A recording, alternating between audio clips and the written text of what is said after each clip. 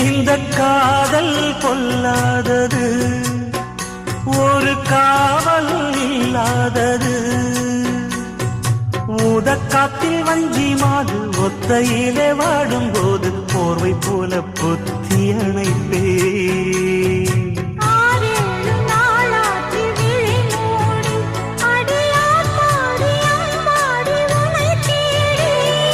நீதானே மானே என் இளஞ்சோடி, உனை நீங்காது என்றும் என் உயிர் நாடி.